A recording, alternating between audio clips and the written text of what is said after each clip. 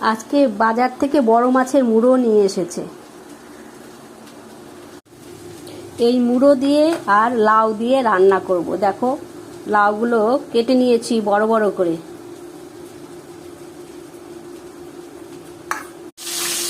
মাছের মাথাগুলো ভালো করে আমি ভেজে নেব।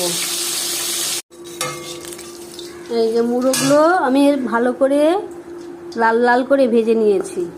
এখন এই কড়াই তেল গরম হয়ে গেছে, একটা শুকনো লঙ্কা দেব,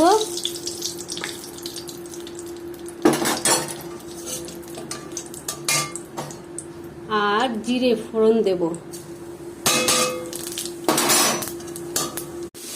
এই যে এখানে আছে আদা আর লঙ্কা, আর এখানে আছে ভাজা জিরে বাটা। এই লাউগুলো আমি এখন ছেড়ে দেবো। এই যে ডুমো ডুমো করে লাউ কেটে রেখেছি, একটু বড় বড় সাইজের।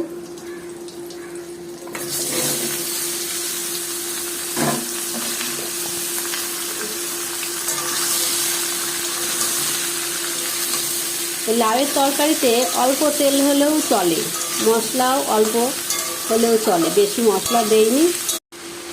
নাড়াচাড়া করতে করতে দেখো তেল ছেড়ে দিয়েছে। এখন একটু জল দিয়ে দেবো। এটা কিন্তু একটু ঝোল ঝোল থাকবে, সেইভাবেই জল দেব।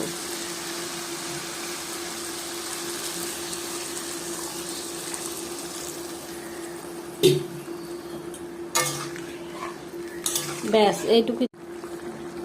এই যে ভেজে রাখা মুড়োগুলো এখন দিয়ে দেবো। দেখো ভালোই ফুটে গেছে।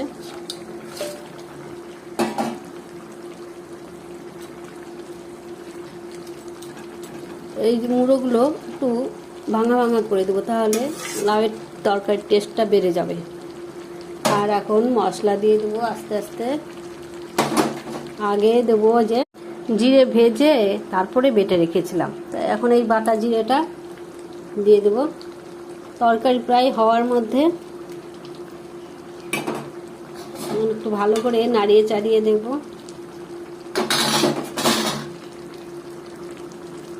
বাটিটা ধুয়ে একটু জল দিয়ে দিলাম, জিরে বাটা লেগেছিল বাটিতে। এই লাউয়ের তরকারিটা হয়ে গেছে আমার, নামিয়ে নেব। চেখে দেখেছিলাম একটু নুন কম ছিল, তো একটু নুন দিয়ে দিয়েছি। আর দেখো কালারটা কিন্তু খারাপ আসেনি, কালারটা ভালোই এসেছে। দেখো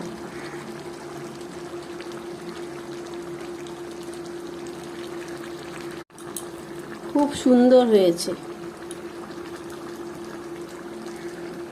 একবার এরকম করে সবাই খেয়ে দেখো।